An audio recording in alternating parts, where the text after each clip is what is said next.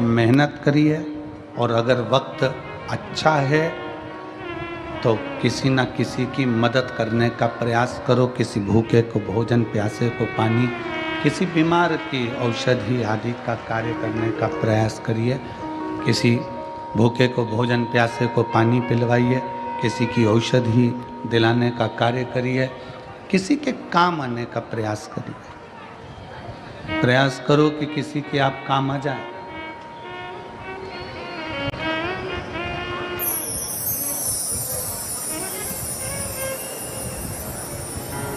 केवल बटोर कर रखना ही नहीं है, उस बटोर कर रखे हुए धन का प्रयोग आप दूसरे पर नहीं कर सकते तो अपने खुद पर करिए। अच्छा भोजन करो, परिवार के साथ खुश रहो, मंदिर देवालय तीर्थ व्रत करते रहो।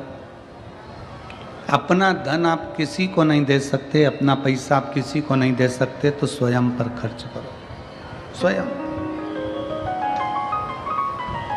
चौकीदार बनकर जिंदगी मत जीना कि जोड़ जोड़ कर बेटों के लिए रख दिया, बहुएं आ गईं, वो अपनी मस्ती में खूब अच्छी जिंदगी जी रही, और तुम अपने मकान का ताला लगा रही, चाबी लगा रही, पेटी में ताला लगा रही, चाबी लगा रही, रसोई घर में बार बार झांक के आ रही, दुकान का पूछ रही, घर का पूछ रही, कैसा हुआ, व्यापार कैसा हुआ, घाटा तो नहीं लगा, दुख मन में बहुत हो रहा।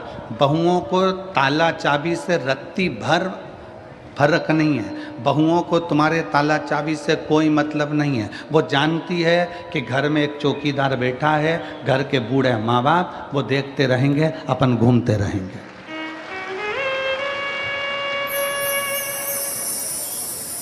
अपनी चौकीदार की ड्यूटी को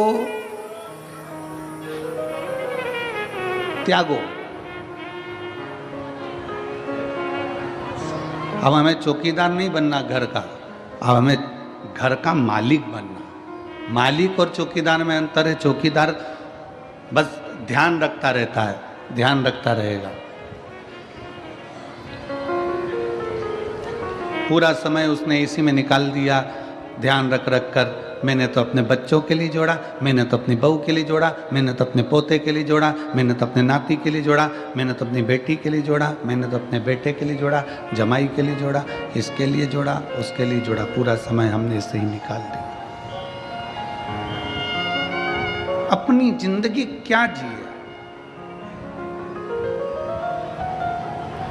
आपने अपना जीवन क्या जिया? कल एक कोई, वो हमारे शुभम जी, मंगेश जी पाटिल हैं, उनके कोई दोस्त लोग कल आए थे मिलने के लिए। तो होटल है उनकी, होटल का काम है, और कल आप ही आए थे, तो कल मिलने के लिए आए थे। तो हमने इनसे कहा कि आपका क्या काम काज है? उन्होंने कहा गुरुजी वैसे तो होटल का काम काज है, पर 7 दिन होटल का काम सब संभालने वाले संभालेंगे। हमारी माता से लेकर हमारे घर की बहुएं, हमारे घर के बच्चे, हमारे घर के बुजुर्ग सब शिव महापुराण की सेवा में लगे हुए हैं, शंकर की सेवा में, शिव की आराधना में लगे हैं, शंकर की सेवा में लगे। कितने दिन तुमने बाबा को दिए?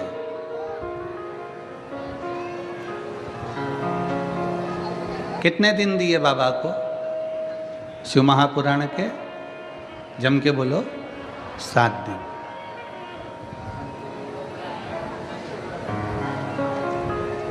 तुमने केवल 7 दिन बाबा को दिए हैं। तुमने केवल 7 दिन बाबा को समर्पित किए हैं। तुमने केवल 7 दिन भगवान शंकर को दिए, केवल 7 दिन।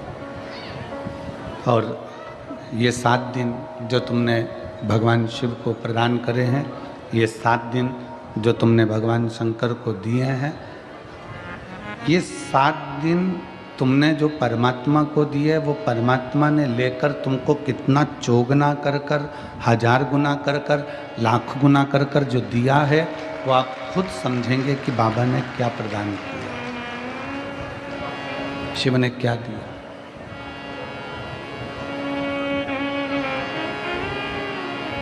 हम तो थोड़ा देते हैं, भगवान को तुमसे बहुत ज़्यादा की उम्मीद नहीं है और भगवान शंकर तुमसे बहुत ज़्यादा मांगते भी नहीं हैं, शिव जी आपसे ज़्यादा मांगते भी नहीं, बहुत ज़्यादा भोले बाबा को तुमसे चाहिए भी नहीं, कम। कल कथा में कहा कि तुलसी बाबा तो लिखते हैं आदि में पुनियार, बहुत कम आप देव।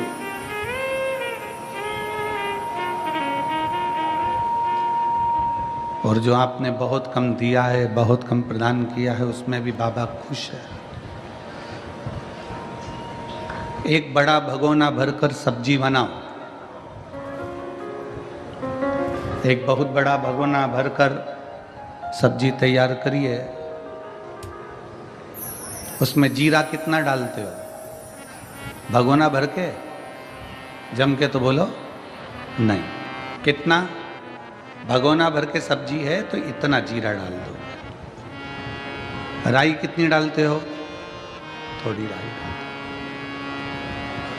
भगोना भर के सब्जी है, राई जीरा इतना सा डालो। नमक एक बाल्टी नहीं, कितना डाला? थोड़ा सा नमक। अब ईमानदारी से बोलो, कोई तुमसे पूछे इतने से जीरे से क्या होगा, इतनी सी राई से क्या होगा, और इतने से नमक से क्या होगा? शिव महापुराण की कथा कहती है इतना सा जीरा, इतना सा राई, इतना सा नमक पूरी सब्जी में स्वाद ला देता है। उसी तरह 7 दिन की शिव पुराण पूरी जिंदगी में स्वाद ला देता है।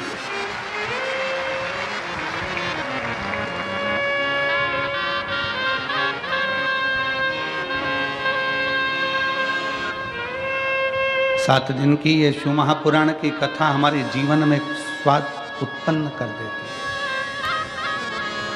खुशियाँ उत्पन्न कर देती है, प्रसन्नता उत्पन्न कर देती है।